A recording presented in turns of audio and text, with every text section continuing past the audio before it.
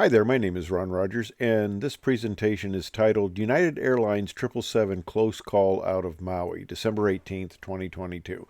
Now, I think most of you that watch this channel know that I'm a retired airline pilot for United Airlines, and I was a 777 captain for the last 13 years of my career and a line check airman on this aircraft for a good part of that, and I've flown out of Maui many times. And I'd like to talk about this incident, and I also want to talk about a system that, unless you're an active airline pilot, you might not be familiar with, and that's the FODA reporting system, which is a very beneficial system, and I want to bring that to people's attention if you're not familiar with it. Now, reading from the NTSB Accident Investigation Final Report, United Flight 1722 lost altitude 1 minute after departure while in instrument conditions, which included heavy rain. The airplane descended from 2,100 feet to about 748 feet above the surface before the crew recovered from the descent. No injuries were reported and the airplane was not damaged. The NTSB was originally not notified of the event since it did not meet the requirements of Title 49 Code of Federal Regulations, Part 830.5. However, the NTSB did learn of this incident 2 months later, and decided to instigate an investigation. And by that time, both the cockpit voice recorder and the flight data recorder had durations had been exceeded, so they were not able to get the information out of the system. Now, I want to talk about the FODA system, and this is actually a very good system, and we've had it at United Airlines for several decades. And what this does is the airplanes record a lot of data real time, and this data is recorded, and then the information is downloaded, and a computer program analyzes it and looks for any deviations. And the whole purpose of this is to see unsafe trends that are developing. Now, as a result of ICAO Annex 6 mandate, all airlines are required under regional legislation to implement flight data monitoring. This is the FODA system. However, in the United States, the FAA does not require FODA programs for commercial operations. It's a voluntary safety program. It's a very good safety program, but of course the worry is you got Big Brother watching you, and if the company, if you're having some sort of job action, a strike, something like that, the company could use the data to intimidate pilots. So there's a concern about that. So at my airline, at least, we've had ALPA involvement, the Airline Pilots Associate involvement, with looking at this data right from the beginning. And the agreement between ALPA and the company can be pulled anytime if the company is using this inappropriately. But what it basically does, and it allows people involved in this, and I've known a number of them personally because I was working initially before I got so heavily involved in the technical side of it, being chairman of the ALPA National New Aircraft Evaluation Certification Committee. Before I was on that side, I was involved in safety, and I was involved in representing pilots who got into trouble with the company for various transgressions. So I'm familiar with that side of it. But basically, what happens is, if you see a trend developing, or if a certain crew is having some issues, the ALPA representative will give them a call, and they'll kind of talk about it. Now, FODA data is good in looking at some trends that could be issues. Now, coming into San Diego, you come in on a reasonably steep approach, and you got to be on your toes to get this down, and you can have problems where, you got excessive altitude, excessive airspeed, you touch down too far down the runway, and if you see a trend like this developing, well, what's the problem? Is it a new aircraft that's a little more slick than the aircraft that people were used to flying? Is it ATC procedures that has been keeping you too high too long? Is it a training deficiency where pilots are not flying this approach well?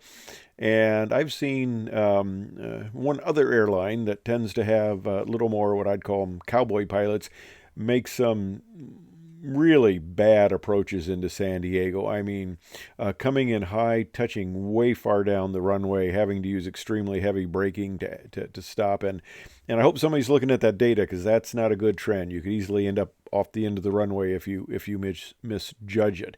So in that respect, the FODA data is very beneficial. And okay, the 777 incident. I'm not sure how it came to the attention of NTSB.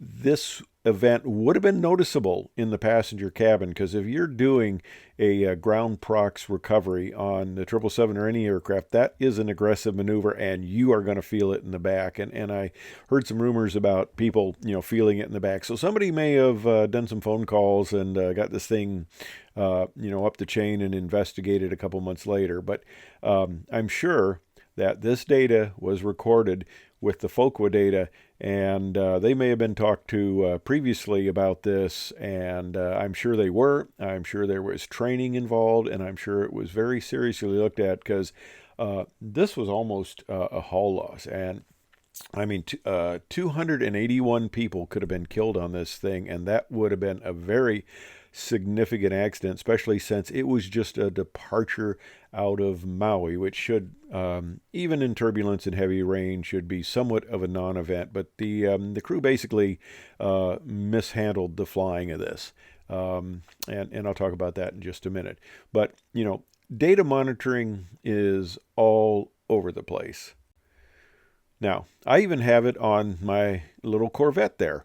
There's been some talk of insurance companies. They would like to actually get car data, and if you were a good driver and didn't have a lot of aggressive starts or aggressive stops, and for some reason when I would look at this, it would say I had a lot of aggressive starts and aggressive stops. Well, I disagree with that. I think most other people are wusses. I mean, this is a nice little car. It's a Z06. It has 650 horsepower, and I always keep it within posted speed limits. Yes, I mean, once in a while there may be a slight egress or excessive speed, in some back road or something, but never more than 50, 60 miles per hour over the posted limit, max.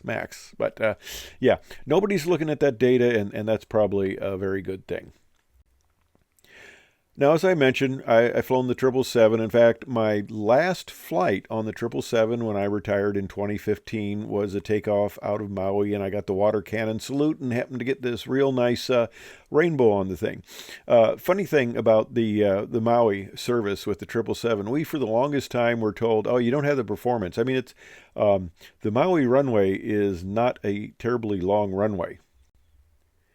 I mean, on 777 standards and most airplane standards, it's a fairly short runway. So we were told that the 777 didn't have performance to go from Maui to Chicago. Well, guess what? They lied. And all of a sudden, we do have the performance, but it's typically, a high flap setting takeoff, 15 to 20 flaps. I've used both of them, and you're pretty much up there at max power. I mean, yeah, you may get a couple of degrees reduced thrust, but you're up there at high power settings because it's a short runway and you need the performance. But the nice thing about it is you don't have to worry about, second stage climb and all this stuff, because off the end of the runway is just water. It's wide open, and, you're in good shape there. Well, this incident occurred back in December 18th, 2022. It was, just about a 3 o'clock departure. You had a nice layover. I would get up in the morning, have breakfast, go work out, stuff like that, walk around, and then you go and you go fly the trip. Now, there was an issue on the departure. Now, the captain had 500 hours in the airplane, which meant he had been, about a year on the airplane. You get about 500 to 600 hours a year. He had close to 20,000 hours, so he's not an inexperienced guy. I don't know anything more of his background than that, because there's nothing more than that published in the accident report. And I don't have any inside information here for several reasons. First of all, this is something that's kept within the company, and if I were to get inside information, I would jeopardize somebody who gave me that inside information, and I'm not going to do that. So we'll just talk about what happened here, and kind of how this thing developed. They were doing a flaps 20 takeoff. They were going to do it reduced, but with the heavy rain and the wind shear, they use the procedure going max thrust. Okay, fine. You take off at flaps 20, which I've done many times, and your first flap reduction up there by the yellow arrow is from flaps 20 to 5. Now, the co-pilot had about 150 hours, I think it was, on the airplane, so he's only been on it a couple of months, but he's fresh out of training, and he should know that you go from flaps 20 to flaps 5 on the procedure. That's what you do. And in this, he went from flaps 20 to 15, which caused a bit of a problem because, okay, you're at your flap limit speed there on flaps 20. It's 190 knots. Okay, if you go to flaps 5, you gain 30 knots. It's up to 220. You're lowering the nose, you're accelerating, and of course you get close to the flaps 5 speed and you bring it up to 1. That's the next setting.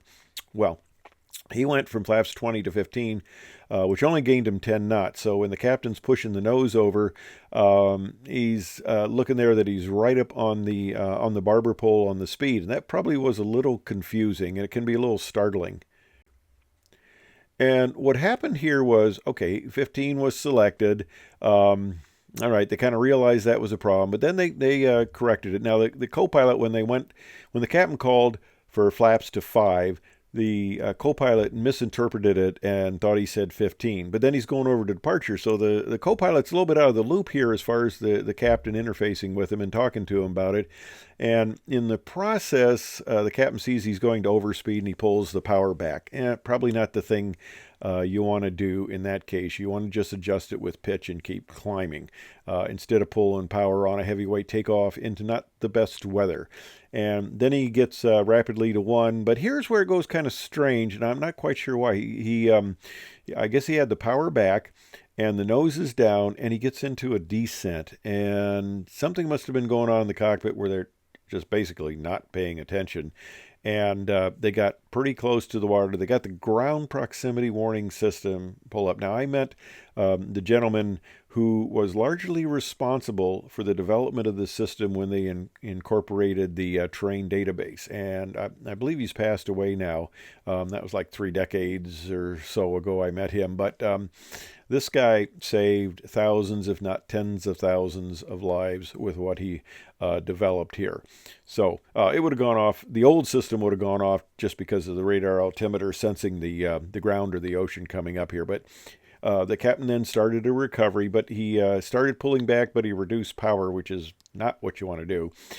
He realized that, and he went to full power and did a standard ground prox recovery, and then they went on, and the rest of the flight was uneventful.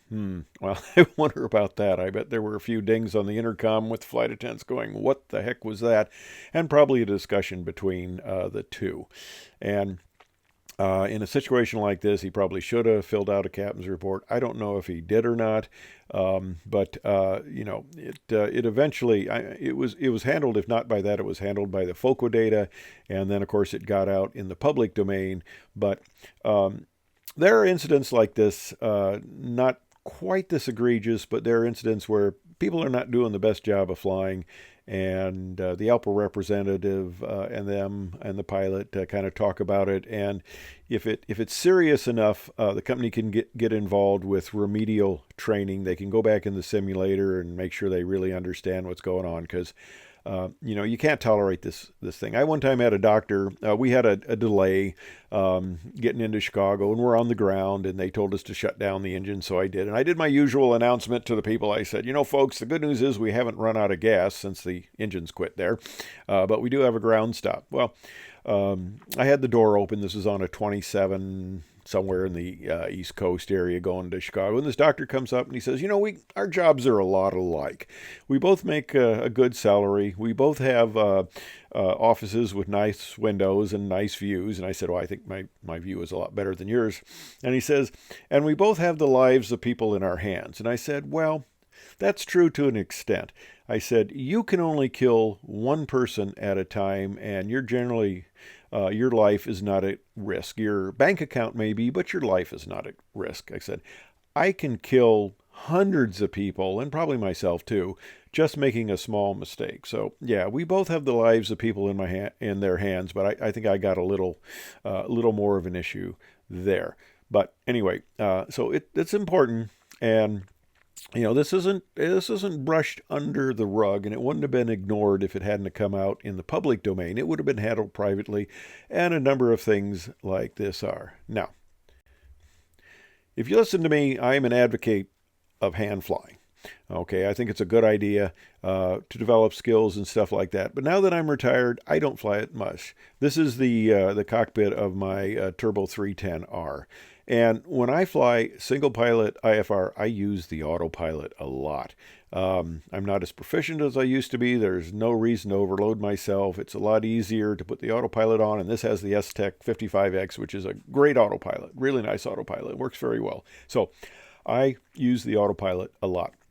And in this case where things started to go bad, instead of necessarily pulling the power back and all this stuff, you can put on the autopilot on takeoff at 200 feet. If he'd have put on the autopilot, he'd have probably been in a lot better shape, and he would have unloaded himself, put the aircraft into a safe situation. He could even hit altitude hold. Just stopped it right there. But he could continue the climb. And I've seen when I've been doing training, we merged with this other airline, and a lot of them tended to use the autopilot a lot more than Basic United did. They would, it was gear up, autopilot on. And in fact, when I was doing, and I'm digressing here, I know, when I was doing checkouts with new captains or co-pilots, they would put that autopilot on right away, and I would click it off. And they'd go, "Why'd you do that?" And I'd say, because I know the autopilot works great. I know the autopilot can fly the airplane well. I don't know that you can fly it at all. So I have to see you hand flying it. And we'll use the autopilot when it's appropriate up at cruise, but you're going to demonstrate to me that you can hand fly the aircraft if you want to get checked out in it. It's usually not that, abrasive type of talking. I tend to try to be nicer at it, but that's the point. The autopilot can fly it, and in this case, that would have probably got him out of trouble. The autopilot systems now are pretty good. So that's my thoughts on this situation, this incident, and I think the main thing to learn is the FODA data system keeps an eye on everybody. Nobody's going to develop a lot of bad habits, do dangerous things, and get away with it until, it ends up as a crash and fatalities and stuff like that. Part of this, and probably a good reason why the aviation system has been so safe all these many years, is that we have this system where we can kind of keep track of people before it gets out of hand. So I think the FODA system has done a lot to improve the safety culture at all the airlines, and it's great that we have it. And it's good. It's you can call it Big Brother if you want, but it's a good monitoring system, and I think it's enhanced safety very much. So anyway, I hope you found that informative and interesting. Thanks for watching.